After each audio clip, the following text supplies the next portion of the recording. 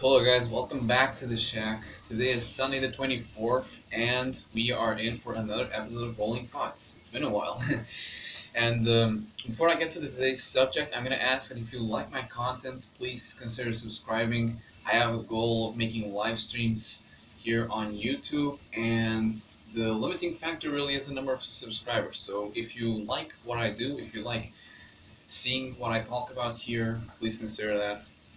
And I will also leave in the description a link leading to a poll that I've got on Twitter. I'm making something about, everyone's favorite Italian climbs. And I've got 64 climbs in the beginning, and there have been 2 elimination groups, and we have now made it to the final. If I'm not mistaken, it's the Passo Giao, Passo del Stelvio, the Mortirolo, and the Gavia.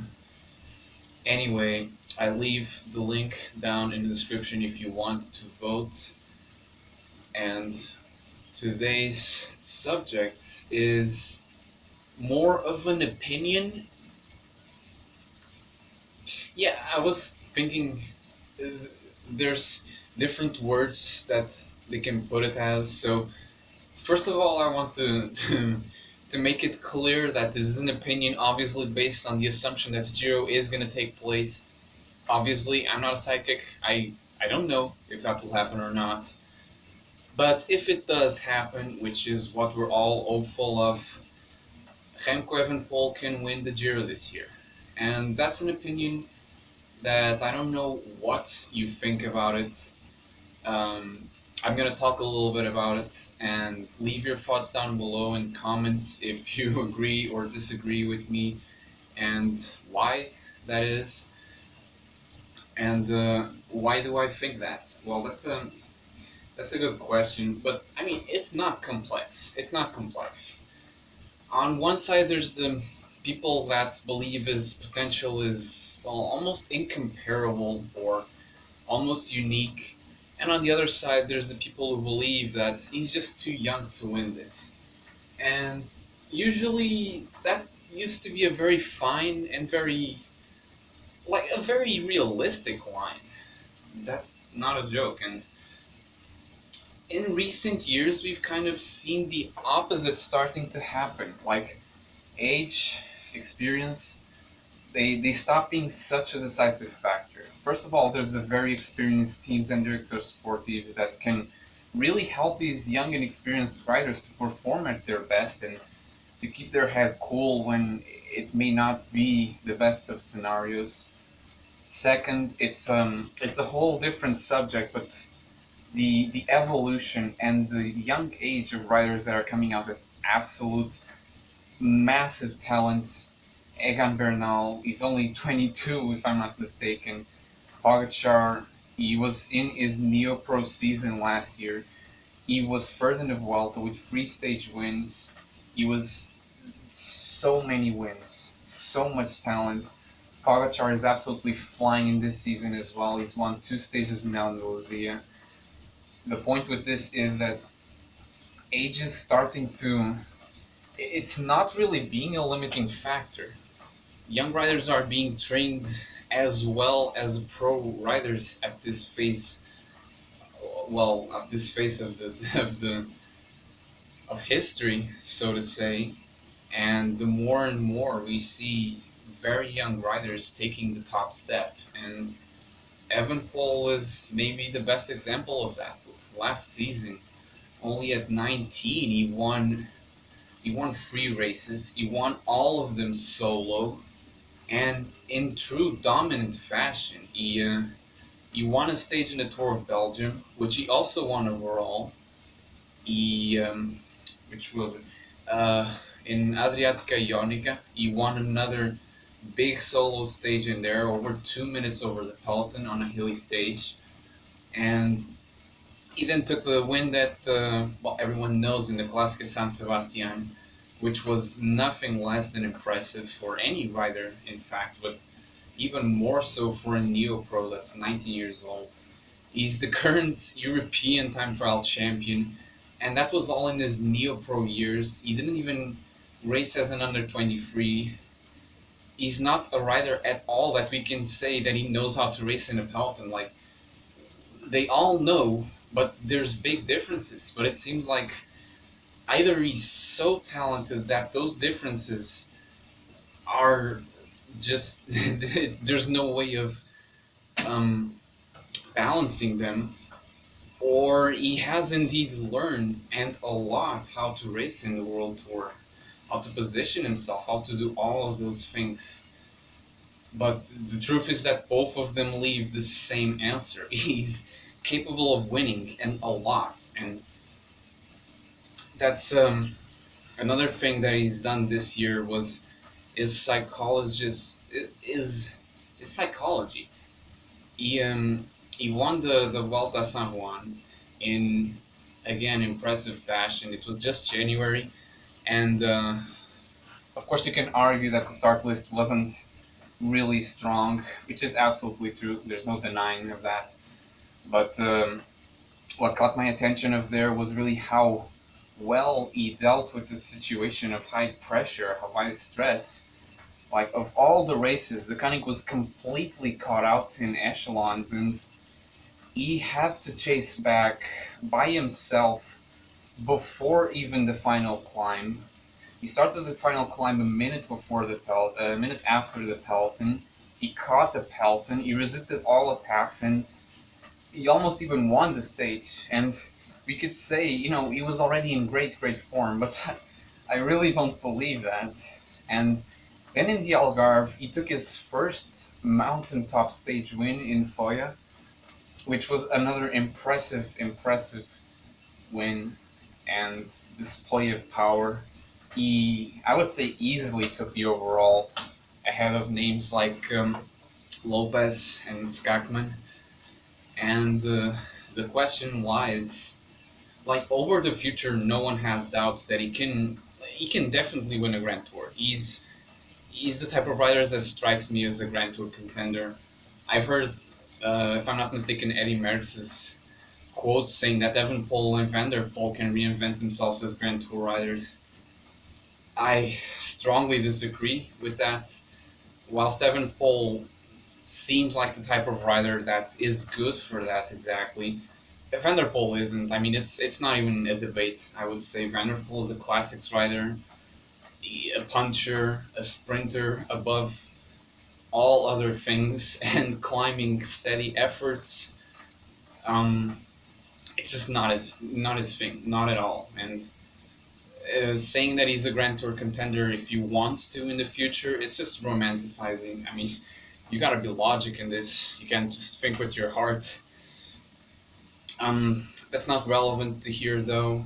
What's relevant is Evenepoel, and then comes the factor. So he has the power, he has the smarts. It definitely does seem like it. Another thing that he has in his favor is his huge time trial capacity. He's not just a great time trialist. He's, you know, I'm not going to say the best, but he's definitely within the best time trialists already. And something that it's unique. It's not unique, but it's very rare to see in the peloton a rider that can take his position from the time trial onto the road. Victor Campenaerts can. I think that Castro Vieiro is another that is very good at it. But Evenepoel's aerodynamic position on the road bike is something almost unique in the peloton. And he is just a perfect rider for solo moves, whatever terrain it may be, because he has the power and he's lightweight for the mountains. He has a huge engine. He fits that perfectly. As we've seen in San Sebastian and Adriatica Ionica, he's clearly a rider who can go through the hills and keep powering on the flats. And of course, he's so aerodynamic. He's such an impressive rider in that fashion that his lack of pure power almost is, it doesn't even matter. It doesn't even matter because he's so aerodynamic that he just completely, he can move as fast as the big man. the big power riders, 75, 80 kilograms, the big classics riders have more power than Evenepoel, but Evenepoel has that little something that makes him so much better than his peers, than the pure climbers, I would say. And that brings a very unique skill set. And now you're wondering, what does this have to do with the Giro? Like, why am I saying that he can win the Giro? Like, he's obviously good, but Giro is a whole different thing. So my thoughts is that, well, first of all, he's in an experienced team. He's got experienced riders that will surely be with him. He's Stibar, Kaisa. I I don't remember the calendar right now, so I don't know. I don't remember if the classics clash with the Giro. There may be a little bit missing in there, but he's definitely got some quality experience in the team. Riders like the Clerc. He learned a lot from Gilbert last season, so he definitely knows how to race big evolution. Um, Young riders like João Almeida, Andrea Vagioli can definitely, I see them going with into the Giro, get some experience, but also major talents. Mattia Cataneo, which is it's a new rider in the team. He's surely going to the Giro, that brings me no doubts, and he's going to be a big help. And riders like James Knox and Bob Youngles, especially Bob Youngles, would be perfect to help him because Youngles is the exact same type of rider as Evenepoel, pretty much. So bringing that duo together could end up in very good things. So although they're not probably going to have a big team of climbers, I think that Evenepoel can really go well under pressure, as we've seen in San Juan. And he's got some experience fighting for the GC already. He's won 2 stage races this season. He's got something in there. He's not just a noob when it comes to fighting for a race. And then the other thing is, I've lost it a little bit, my line of thought. But the Giro in itself, it's a very hard race. I've looked at every stage for this year, and I would say that it fits him. It's not perfect, but it's pretty good. It's pretty good, to be honest. The Hungary start was postponed, cancelled. So the initial prologue, which is something that's been very discussed, like he openly had that as a goal, take pink on day one. We don't know yet what exactly will be on the first day of the race, but the rumors are that it's going to be a prologue in Messina, likely. Even if it's not, but if there's a short time trial or prologue really there in the beginning, he's got very good chances of taking pink, because I know that he's also a rider he can really take form. He can really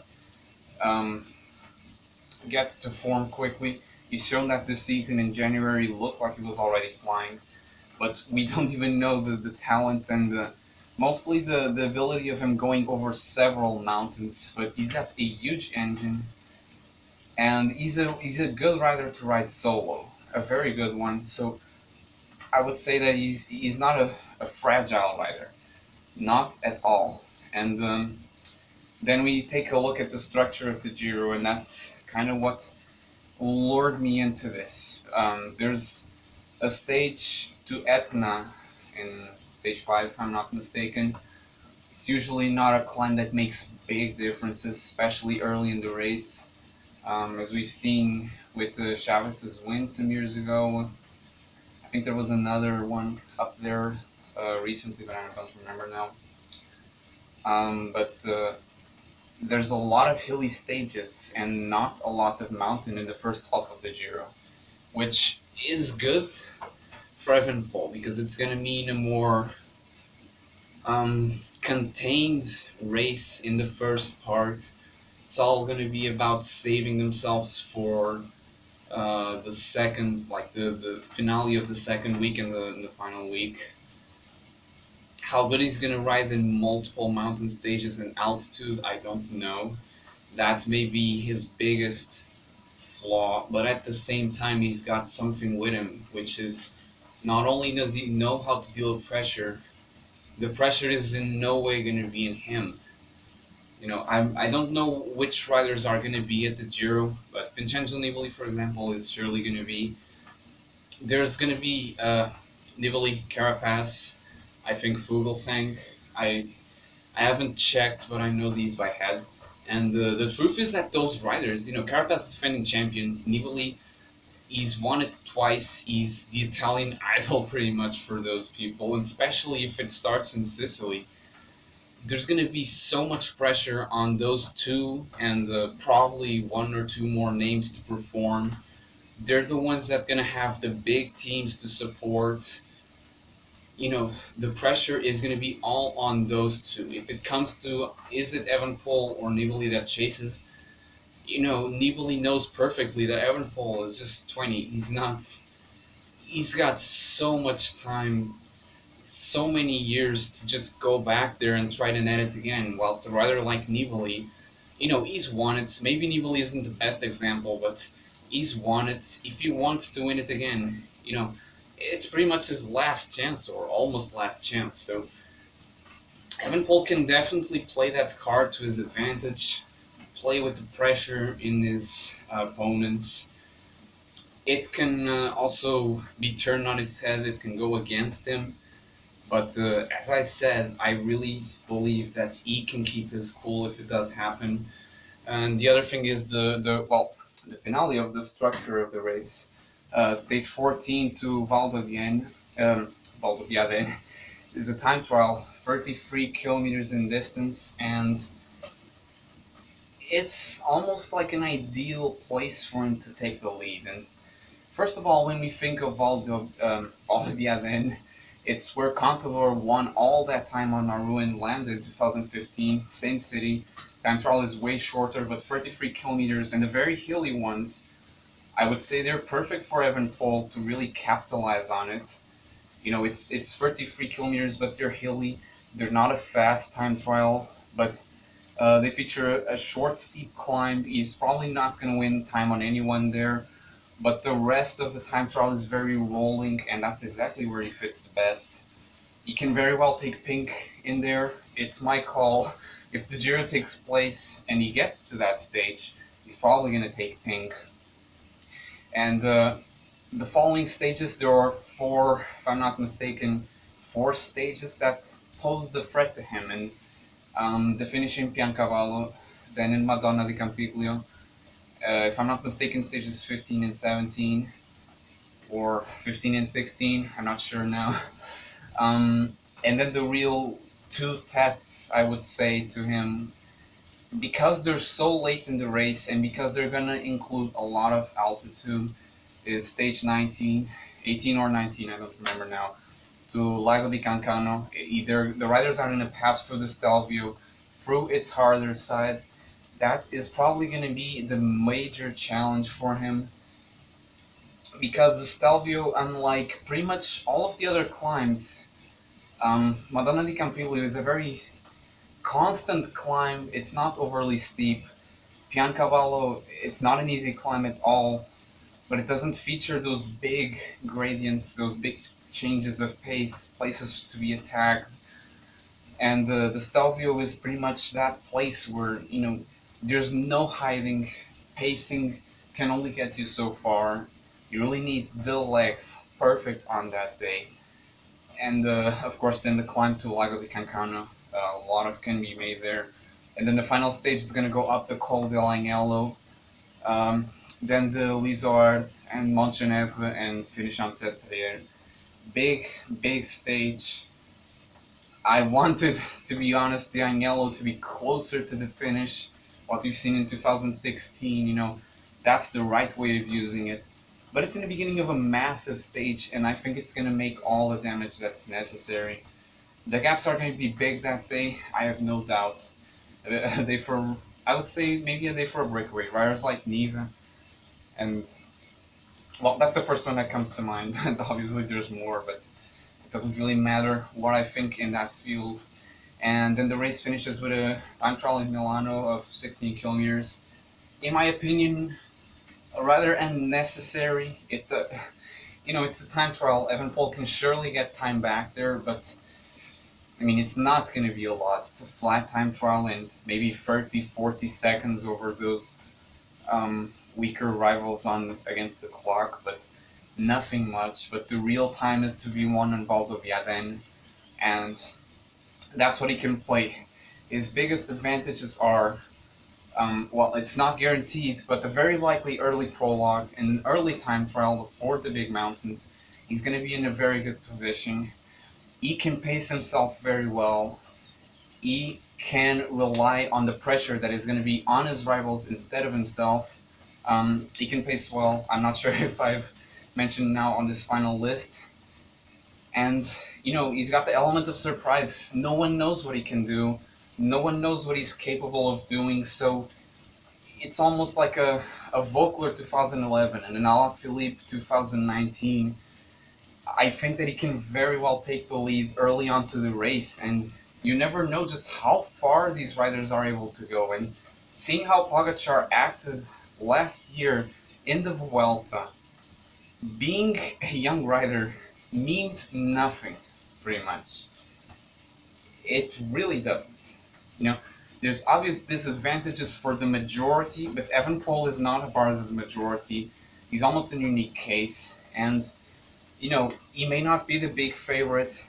The media may put too much pressure on him. I hope that doesn't happen, because I genuinely believe that Evenepoel can win the Giro. And it doesn't mean that I'm going to place him as the big favorite. Not at all. But what I'm saying is that there's a possibility of that happening. And thinking of that isn't just being a fanboy, which I really am not a fanboy to Evenepoel. I'm going to make that clear. You know, it's not a being a fanboy, and it's not realistic. I think it's very realistic. I think it's something that needs to be considered. And, well, I would love to know what you think about it. It's not a subject that is very important in the current days, not at all. But there really isn't much going on, so most of my work at the moment is just bringing up some subjects that I find interesting, that I find that I want to discuss, and I would love to know what you think about them. So again, a reminder of, if you like this content, subscribe. Check the link down. Yeah, I'm gonna put the link down below to a poll I got on Twitter on your favorite Italian climb. I would also love to know the result of that. And I will see you next time.